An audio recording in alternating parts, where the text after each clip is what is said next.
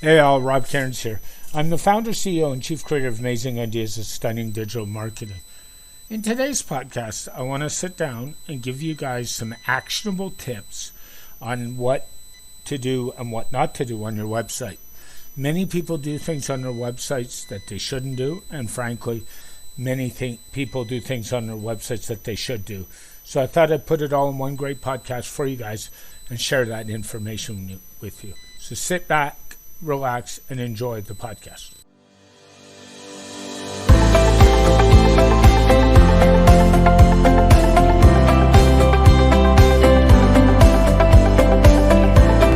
Hey guys, Rob Cairns here. Today I was going to talk about in this podcast the do's and don'ts of what you should have on your website. This is really an important episode, and frankly, if you're in business, I think you need to pay attention. Many people get part of it right. Many people don't get it right. So let's dive in and do a quick look. I know for some of you, you've probably heard me say some of this in other podcasts. And I get that. And for some of you, this is really going to be new. Pay attention, and let's do it right the first time. The first part about the website equation is your web host truly matters. It's a big part of your security solution. The type of web host and hosting you get will also impact site speed. Site speed is slow, people will leave. Very simple. We call that a bad user experience. That's the first thing to look at there. The other thing to look at is that the site is slow, it will impact your SEO from Google. So you also need to keep that as well. Slow sites don't rank well on Google.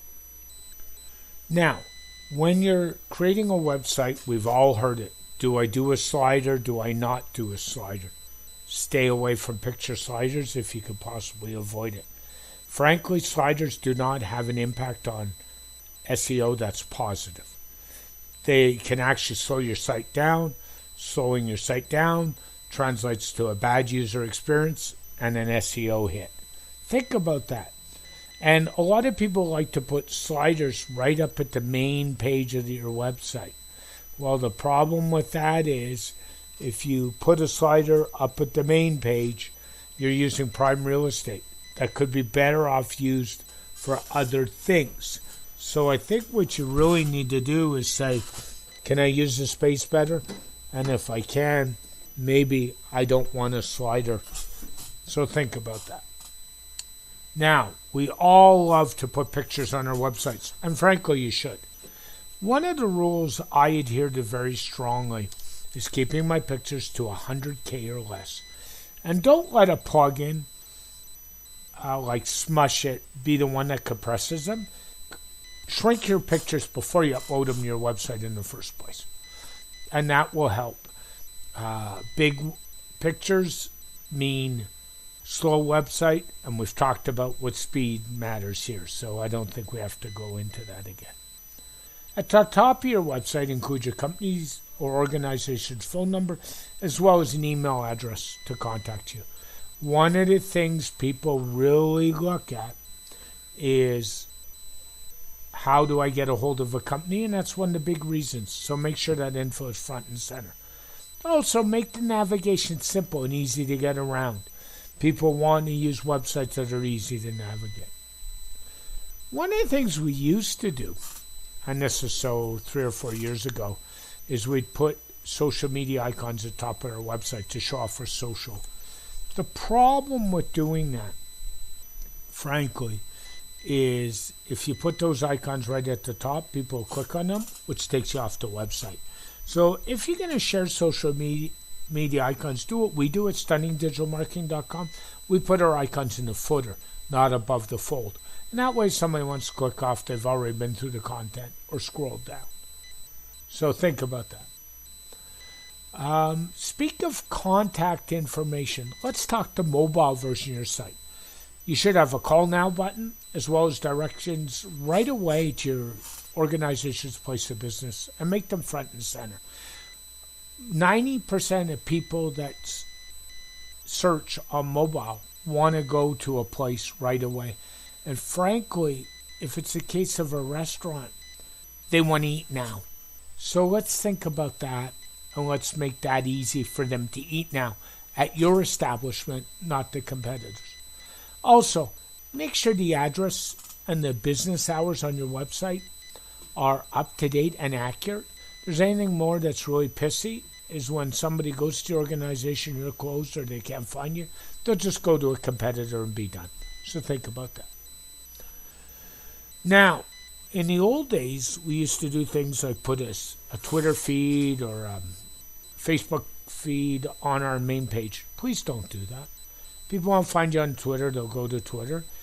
These external feeds have external CSS and Java calls. And frankly, these calls go out to another site to pull the information in. They're actually going to slow your site down by these external calls, which impacts SEO and the user experience, and we've already talked about that. Now, messaging. Your key messaging needs to be above the scroll, first of all. Do not, and I do not mean write as a business owner how you want to sell things. Frankly, customers don't buy features. They buy what they can get out of an item or service, and they actually buy people. So I suggest all of you go over to my good friend Todd Jones's website called copyfight.com and pay for his website copy framework. It will help you frame the copy on your website, and it will really help you frame how you want to write it. So get his framework. It's a big help. The second suggestion I have is read Simon Sinek's book, To Start With Why. And what this book really talks about, and I've talked about it on this podcast before, is why the customer needs something. The book is a must-read for anybody in marketing, and if you're working on a website, frankly, you're in marketing. Also, go check out his TED Talk on YouTube. Look it up.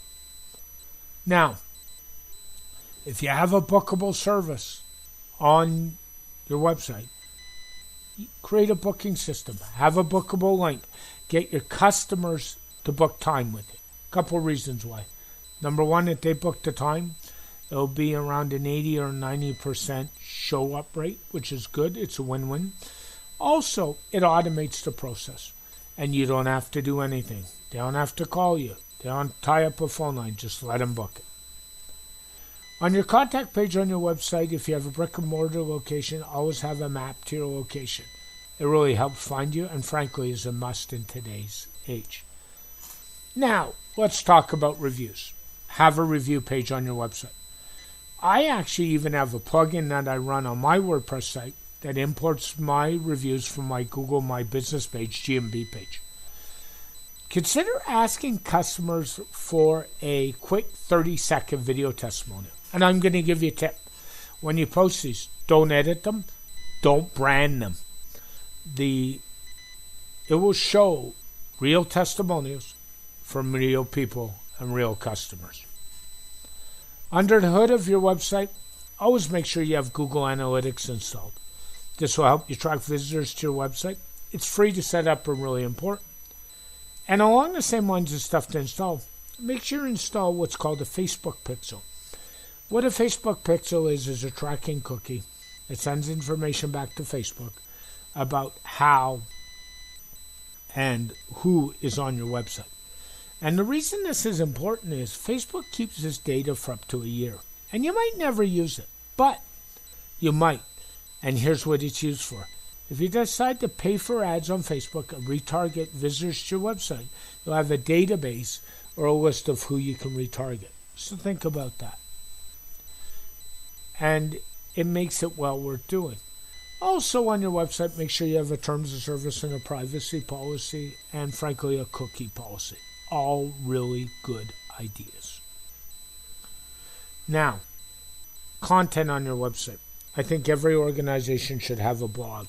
It's something I feel strongly about, I feel is a must, and I feel you need. A blog is changing content, which Google likes. It also can be used to show you're an expert in your field. And this is really important when people are looking whether they want to hire you or not hire you. Now, should you leave comments on your blog? In today's day and age, I would say no, turn them off. Most commenting's done on social media. 5 years ago, I would actually said leave them on.